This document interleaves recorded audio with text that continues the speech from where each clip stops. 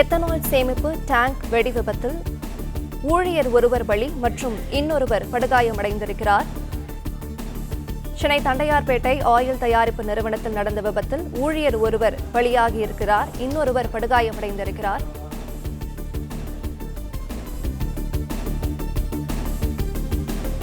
Ethanol சேமிப்பு tank அருகில் நடந்த வெல்டிங் வேலையின் பொழுது எதிர்பாராத விதமாக பற்றிய தீயால் டேங்கர் வெடித்து விபத்து ஏற்பட்டதில் ஊழியர் ஒருவர் பலியாகியிருக்கிறார், மற்றொருவர் படுகாயமடைந்திருக்கிறார். டேங்கர் அருகே வேலை செய்து வந்த ஊழியர் பெருமாள் பலியானதாக தீயணைப்புத் துறையினர் தகவல் தெரிவித்திருக்கிறார்கள். அருகில் பணியாற்றிக் கொண்டிருந்த இன்னொரு ஊழியர் சரவணன் படுகாயத்துடன் ஸ்டான்லி மருத்துவமனையில் அனுமதிக்கப்பட்டிருக்கிறார். மேலும் 5 தீயணைப்பு வாகனங்களில் வந்த தீயணைப்பு வீரர்கள் சம்பவ இடத்தில் தீ தடுப்பு பணியில் ஈடுபட்டிருக்கிறார்கள்.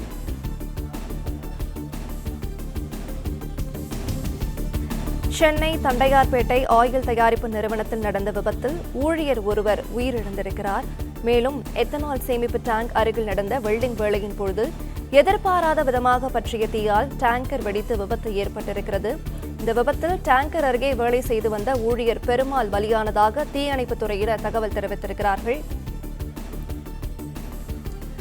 விவரங்களை தருவதற்காக நம்முடைய செய்தியாளர் சரவணன் இணைப்பில் உள்ளார். அவருடன் பேசலாம். சரவணன் வணக்கம். முழு விவரங்கள் என்ன பதிவு பண்ணலாம்? சென்னை தண்டையார்பேட்டையில இந்தியன் ஆயில் கார்பரேஷன் இந்த நிறுவனம் இயங்கி வருகிறது.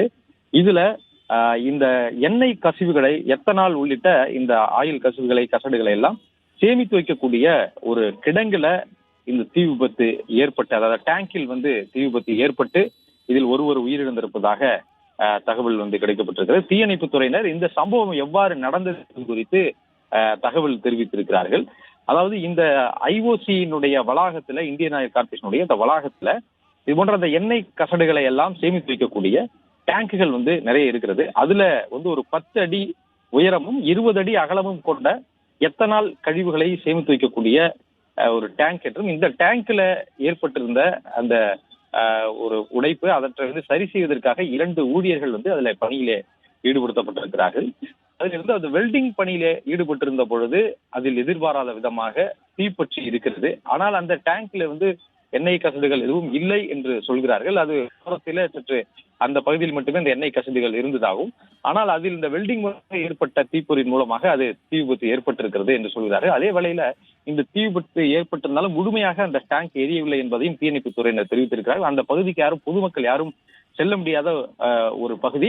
தீயணைப்பு துறையினர் சிறிது நேரத்திலே அங்கே விட்டதாகவும், அதனால அருகில் இந்த தீ விபத்து ஏற்படாமல், அதாவது அந்த எண்ணெய் ஒட்டி இருக்கக்கூடிய அந்த டேங்க்ல தீ பிடித்து அருகில் எதுவும் தீ விபத்து ஏற்படாமல் உடனடியாக அவற்றை அணைத்து விட்டதாகவும், ஆனால் இந்த வெல்டிங் பணியிலே ஈடுபட்டிருந்த ஊழியர் ஒருவர் உயிரிழந்து விட்டார் என்பதை தெரிவித்திருக்கிறார். அதே போல மற்றொருவருக்கு படுகாயம் ஏற்பட்டு அவர் மருத்துவமனைக்கு கொண்டு செல்லப்பட்டிருக்கிறார் என்பதையும் தீயணைப்பு துறையுடன் தெரிவித்திருக்கின்றனர். இந்த 2 ஊழியர்களும் ஐஓசியினுடைய ஊழியர்கள் தானா? இதில் முன் அனுபவம் பெற்றவர்களா? இது போன்ற பணிகளை மேற்கொள்வதற்கு அவர்கள் முன் அனுபவம் பெற்றவர்களா, அல்லது ஒப்பந்த அடிப்படையில வெளியில் இருக்கக்கூடிய ஆட்களை கொண்டு பணியில் ஈடுபடுத்தினார்களா என்பது எல்லாம் ஒரு பக்கம் காவல்துறையினர் தொடர்பாக விசாரணை மேற்கொண்டு வருகிறார்கள். அவ்வளவு உரிய பாதுகாப்பு இல்லாமல் அவர்களுக்கு வெளியில் இருந்து கொண்டு வந்த ஊழியர்களை, அனுபவம் இல்லாத ஊழியர்களை இவ்வாறு பயன்படுத்தி இருந்தால் அதில் காவல்துறை ஒரு பக்கம் விசாரணை நடத்தி வழக்கு பதிவு செய்து நடவடிக்கை எடுப்பார்கள் என்றும் காவல்துறை தரப்பு தெரிவிக்கப்பட்டிருக்கிறது. இந்த சம்பவம் எவ்வாறு நடந்தது என்பதையும் தீயணைப்பு துறையினர் விளக்கி இருக்கிறார்கள். அந்த டேங்கில் வெல்டிங் பணியில ஈடுபட்டிருந்த பொழுதுதான் அதில் இருந்து எழுந்த அந்த தீப்பொறி மூலமாக அந்த தீ விபத்து ஏற்பட்டு அந்த ஊழியர் ஒருவர் உயிரிழந்திருக்கிறார், ஒருவர் படுகாயமடைந்திருக்கிறார் என்பதையும், இதுல பிறகு அருகில் இருக்கக்கூடிய மற்ற டேங்க்லயோ அல்லது வழியாக செல்லக்கூடிய இந்த குழாய்களிலோ எந்த விதமான தீப்பற்றி எந்த விதமான பெரும் விபத்துகள் எதுவும் ஏற்படுவதற்கான சூழலிலே உடனடியாக தீ அணைக்கப்பட்டது என்றும் தெரிவித்திருக்கிறார்கள்.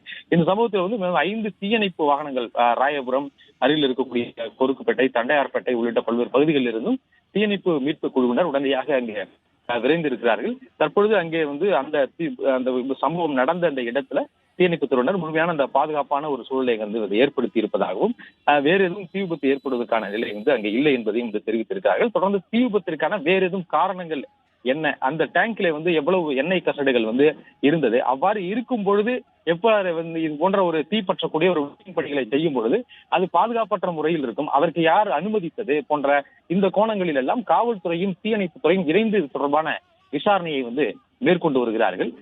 இந்த ஒரு பக்கம் வந்து திடீரென சத்தம் பயங்கரமாக சத்தம் கேட்டதனால் அந்த பகுதியில குடியிருப்புகள் அருகில் இருக்கக்கூடிய பகுதி ஐஓசிக்கு அருகிலேயே வந்து நிறைய குடியிருப்புகள் இருக்கிறது.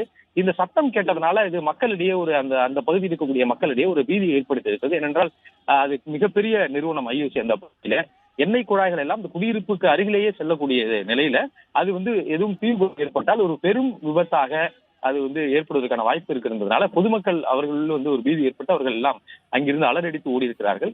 ஆனால் உடனடியாக தீயணைப்பு துறையினரால் இது போன்ற பெரும் விபத்து எதுவும் நடக்காமல் தடுக்கப்பட்டதாக தீயணைப்பு துறையினர் தெரிவிக்கின்றனர். என்ற பொழுதும் விபத்துக்கான காரணம் அதே போல இதில் அஜாக்கிரதையாக இந்த நிறுவனம் அதை சார்ந்த நிர்வாகிகள் யாரும் வந்து செயல்பட்டு இருக்கிறார்களா, அதிகாரிகள் யாரும் செயல்பட்டு இருக்கிறார்களா என்பது தொடர்பாக காவல்துறையும் விசாரணை மேற்கொண்டு வருவதாக தெரிவித்துள்ளனர்.